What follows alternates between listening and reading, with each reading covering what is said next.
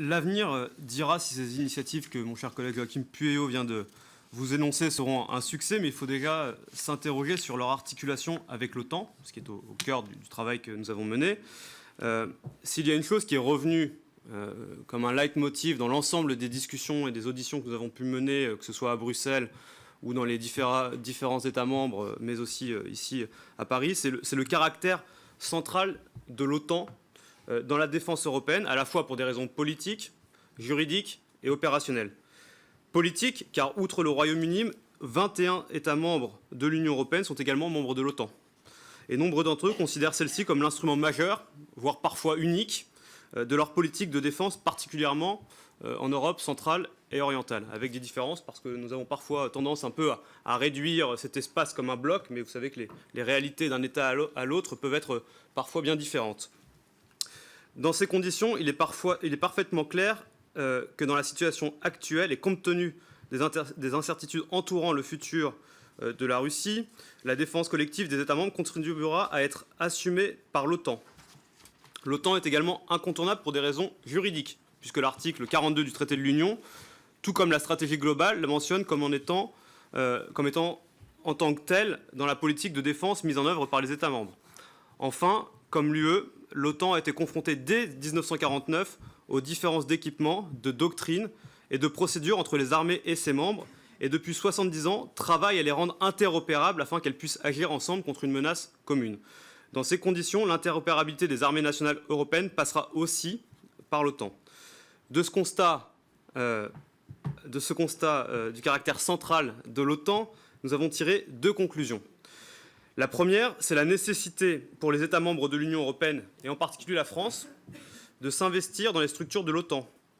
Les initiatives françaises en matière de PSDC seront d'autant mieux reçues par nos partenaires, en particulier en Europe centrale et orientale, que celle-ci s'investira dans la présence avancée et renforcée et autres initiatives que porte l'OTAN. Cette réflexion nous a été faite régulièrement.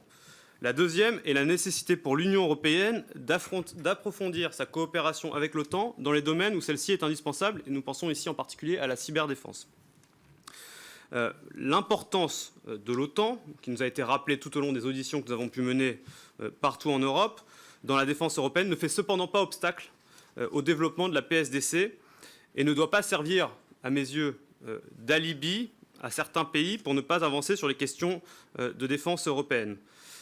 En effet, dans toutes les crises que notre Union affronte actuellement, qu'il s'agisse de la crise ukrainienne, des crises que le continent africain a à vivre, les désordres que nous connaissons au Proche-Orient ou plus largement la crise migratoire, l'Union européenne devra avoir une approche intégrée et utiliser tous les moyens à sa disposition. Dans les crises militaires, les moyens militaires évidemment, mais dans d'autres situations, et c'est ce que l'on privilégie, l'aide au développement et humanitaire, le commerce, bien sûr le dialogue politique, comme c'est déjà le cas dans un certain nombre de conflits. Or, cette variété de moyens, l'OTAN n'en dispose pas. En outre, la sécurité de l'Union se joue aussi à l'Est. C'est ce qui nous a été rappelé, évidemment, quand vous êtes à Tallinn, vous avez une perception des menaces qui vous entourent qui est évidemment différente de celle que vous pouvez connaître ici en France. Et donc voilà, donc ces menaces se trouvent aussi à l'Est, mais aussi à l'Ouest, certains voient ces menaces en Afrique.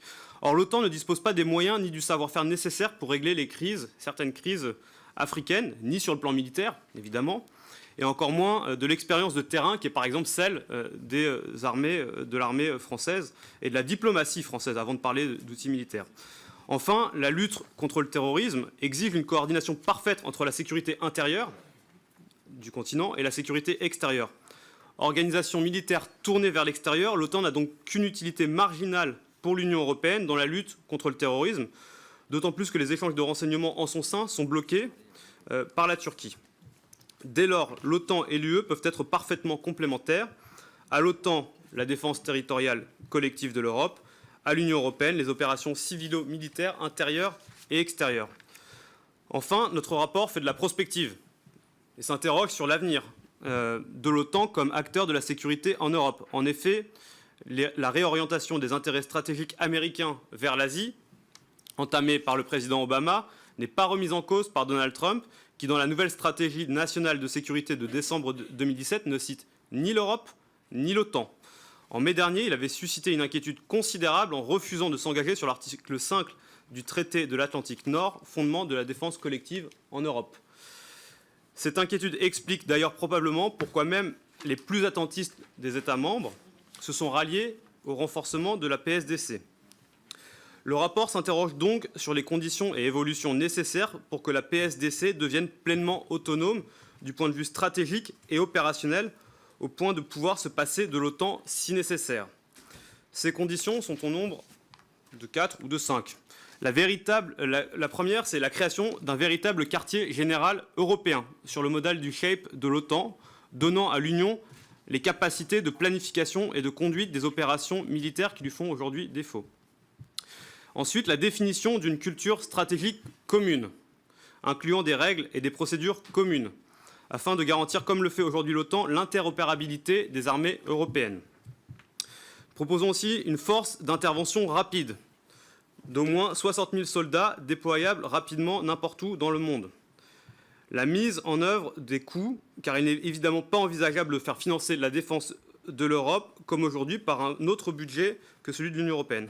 Et enfin, un débat qui est revenu parfois et qui peut être discuté, l'extension éventuelle de la dissuasion nucléaire française dans des conditions qui restent à déterminer au reste du continent. Si ces conditions sont encore impossibles à réaliser pour des raisons politiques, juridiques et opérationnelles que j'évoquais, l'Europe de la défense est à un moment décisif, est à la croisée des chemins. En effet, les crises actuelles sont une opportunité, doivent être en tout cas perçues comme une opportunité historique d'aller de l'avant vers une véritable construction d'une Europe de la défense. En effet, sur ce point, l'Union européenne joue sa crédibilité vis-à-vis des Européens et vis-à-vis de la communauté internationale. En effet, les citoyens européens ont une forte attente en matière de sécurité et de défense. Si l'Europe devait décevoir cette attente, elle nourrirait un sentiment anti-européen et la perception que, décidément, l'Europe est coupée des réalités, et peut-être pire, incapable de les affronter en s'adaptant avec des mesures nécessaires. C'est pourquoi il importe de soutenir les initiatives européennes qui ont été engendrées récemment, mais aussi d'alerter sur les risques auxquels elles sont exposées, comme l'a fait Joachim Pueyo, afin d'assurer leur succès. C'est l'objet de cette PPRE que nous proposons d'adopter. Et je voulais terminer par souligner l'excellence, à mes yeux, de la coopération qui a été la nôtre avec Joachim Pueyo pendant ces 6 mois de travail et l'ensemble des auditions que nous avons pu mener. Et puis je remercie Julien Barbeau pour tout le soutien qu'il a pu nous apporter au long de ces longues semaines, et évidemment nos collaborateurs, nos bureaux respectifs qui ont été d'un grand soutien aussi. Merci. Voilà, je voudrais m'associer